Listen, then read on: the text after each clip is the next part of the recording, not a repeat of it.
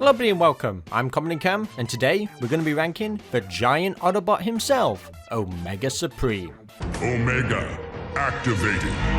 Power optimal. Mission: destroy Megatron.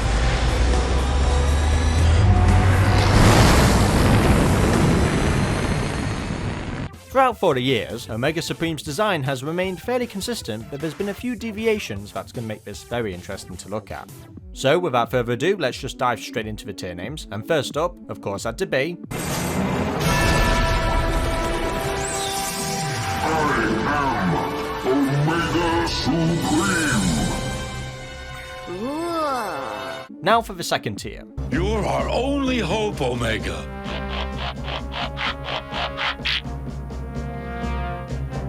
Failure impossible. And now for the middle tier. And me, I just like kicking Decepticon cans. Talk excessive. Time limited. And now for the fourth tier. What say we send those satellite knockoffs to the scrap heap?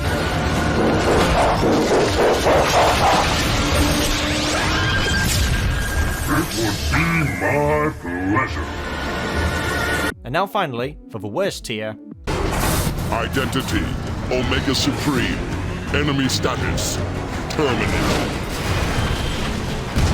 Now let's start off where it all began with Generation 1, and we'll talk about the original toy. And I can just imagine kids being so happy getting this as a gift for Christmas or birthdays. It really is one of the best toys of that G1 line, and I just love it. Yes, it's slightly different compared to the cartoon, but it's pretty spot on in many places. Of course, turned into a giant ass battle station. Of course, it can assemble and become a fully fledged robot. Just really incredible stuff. This is 80s at its finest. But my god, he definitely needed a face, and thank god he got one in the original G1 cartoon. I love Omega Supreme, I love his Spotlight episodes, always the best, even though some of it is sort of convoluted with the Constructicons. Regardless, I always loved when this giant titan was on screen, the Autobots' last line of defense. I love it. Arguably, you could say he had more character development than most of the characters in the entire series. Now, we did get another G1 toy in 1991, an Action Master Elite, a miniature version, and I really hate this. The colours are definitely very loud, very obnoxious looking. I don't vibe with this at all. The next Omega Supreme would be in 2004 in the Transformers Energon series, where he is both a train and a battleship, but he is also a headmaster with a mini robot transforming into his head. But his biggest gimmick is being able to combine with Optimus Prime to form Optimus Supreme. Now, I have a sort of love-hate relationship with this figure. I do like it because it's actually different. Of course, we could still recognize it as Omega Supreme with the head.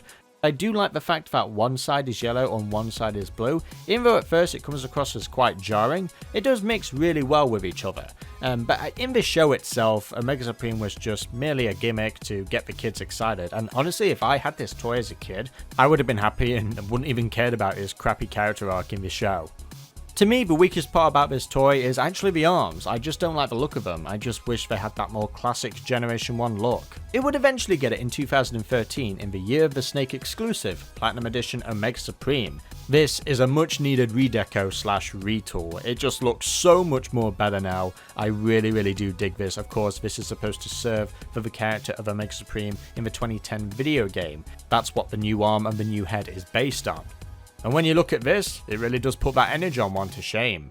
The next Omega Supreme would come in 2007 in Transformers Animated, where this entire time he was the Autobot ship. And as a kid, this was just jaw-dropping. This was like one of the best moments in the show for me. I just loved that reveal, and then him taking on the Decepticons. Such a badass moment. Yeah, this design is just awesome. Derek was cooking with this, and still to this day, I am waiting for an Omega Supreme Transformers Animated toy, and I don't want it to look G1ified. I want it to look exactly like Animated.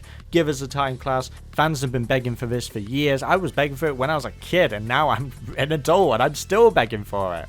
Omega Supreme was getting all of the attention in this period because he was also a main character in the High Moon Studios' War for Cybertron video game, where you also take him on as a boss, and it was really heartbreaking having to defeat this guy because his design is just so awesome. I have loved this design for years. Still to this day, one day I will get the Planet X third-party toy. and because it's just incredible, it's just amazing. I'm still after it, I'm still hunting it down, so hopefully one day I can finally get it, because that Platinum Edition does not do justice to this fantastic, beautiful design.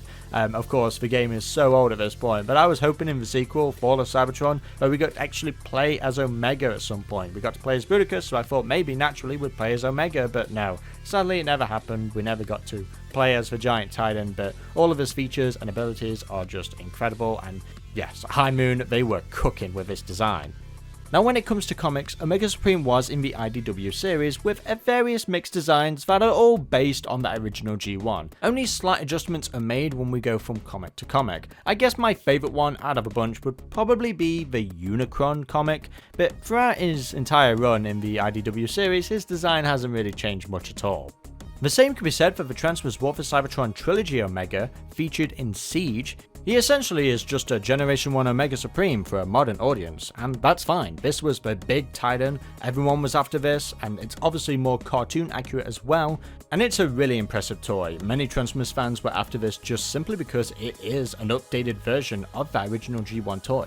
He looks incredible, there's so many play features, he comes with G1 Autobot Countdown. I can imagine kids of today having the exact same reaction as those kids did back in the 80s. But when it comes to the actual Netflix Siege series itself, it was fine. He had some good epic moments towards the end of the first season, but that voice I just didn't vibe with. It just didn't capture Omega's presence to me, but heck, at least the toy was good. A tier list wouldn't be complete without an Angry Birds version, and here is Omega, looking actually pretty impressive. I like this. If you can get over the bird face, this is actually pretty cool. This is a cute, small design of Omega. Now let's move on to some fan art, because I want to celebrate all the great fan art out there. And first up is Godofcreating, and my god, he definitely created a gigantic Omega Supreme. Look at the scale of Optimus Prime. He is huge. This is, wow, this is glorious. This is beautiful. I love the arsenal on this dude. I mean, he just has to move, and I'm pretty sure he's like destroyed a city. He has to be very careful where he watches his step, that's for sure, but still badass, still awesome, amazing work as always. Same applies to Kairito 10 with his Omega Supreme, a good mix of Transformers Animated and G1, and I just love this. I love how we've got all the Decepticons, you know, G1ified as well surrounding him. I know I keep repeating myself, but just imagine this in a comic book. Such a badass moment, a good callback to that scene in Transformers Animated. Yeah, the detail on this is insane. I love the blue all around him, it really brings his character to life. And I think I actually remember seeing this post on Twitter as well. I mean, it's 2022, that just seems so long ago, but it really wasn't. It was just like a few years ago. But I remember this unveiling, I remember seeing this post and just being like, wow, this is awesome. Also awesome is Davy's design. I love how animated Omega really inspired a lot of people, because for a lot of people he is their definitive version of Omega. He defined a generation, and for me it's just so great to see this character still celebrated after all this time. Yeah, I love this art style. A very good take on Omega in that unique art style, and I really like this. A lot more G1-esque, but still maintaining that reference to that original Transformers animated design. Yeah, just brilliant. Also brilliant are these two designs by some of the best Transformers artists on Twitter. We've got maxeralfa and also Shanart. I love these designs. I put these two together because they look so terrifying. Like this Omega Supreme, you do not want to get in line of sight of, because he will blast you immediately. And I love how gigantic they are. Once again, we have Ratchet and Optimus next to Shanart, so small, so tiny. And then we've got Godzilla next to maxeralfas. Yeah, I love the entire shading, the color palette on this. I love how with Shanart he's gone for a more dark look, and with maxeralfa he's gone for a more well, I don't know what kind of yellow orange that is, but I really dig that. I really vibe with that a lot. Both of these designs really slap. It's just awesome to see these two always post great content. Next up is this fantastic art piece by Karel and Grellen. I love this so much. I love the comic book art style we've got. This feels like a front cover page, and you've got Ultra Magnus and Shockwave there just watching this amazing fight happen in the background. Yeah, I really dig this Omega Supreme, but I also dig that Devastator as well. The art style is just so cool, so awesome. Something that would strip straight out of a comic book. Really, really dig this. Really nice. Yeah, I just hope in the future we get to see a fight scene just like this. Devastator find Omega Supreme. Bring it on.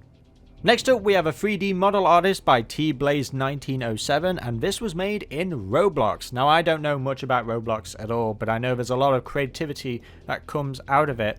And this right here is a fine example. I don't even want to know how long this probably took to make, but I love how it looks. I love the orange skybox in the background. It really blends in with the Omega station. Yeah, really nice. And Omega looking adorable, looking really, really cool. I have to dive more into Roblox, I think. I've played a little bit of it with that Transformers game that was out not long ago, but I always see really creative stuff in Roblox. It really gives people the chance to let loose and create something really interesting and cool. For the last Omega Supreme fan art designs, we have these two great ones by Odysseus and Omega Red Arts. I like Odysseus's 3D models, they look really nice. That entire chest is just so badass. This whole thing is just badass, ready to fight, ready to take on Decepticons. Yeah, I just love the arms and everything about this. The proportions are just fantastic. Yeah, this Omega is really, really cool. And I like how Omega Red Arts has done something very different, something that we're not used to. The legs look like the arc from the Transformers War for Cybertron trilogy, but the head itself gives me Iron Man vibes, but it's also Omega, you can tell. But those shoulders are really, really cool. I like the colouring choice you've made, very much animated inspired, but overall a different Omega design, something that we're not used to seeing, but still refreshing. And there we have it, guys, every Omega Supreme design ranked from worst to best. Now, if I had to pick a personal favourite, it's actually hard. It's either the High Moon Studios design or Transformers Animated. I might go with Animated because, well, that had a big impact on my childhood. I don't know why, seeing him transform for the first time is a moment I'll never forget. But what about you guys? What do you think? Of course, let me know your personal favourite in the comment section below. And to keep updated on more Transformers ranking videos, be sure to like, comment and subscribe, and click on that notification bell to get all updates instantly. Until the next video, I've been Comodin Cam, and goodbye. Omega free. Omega smash.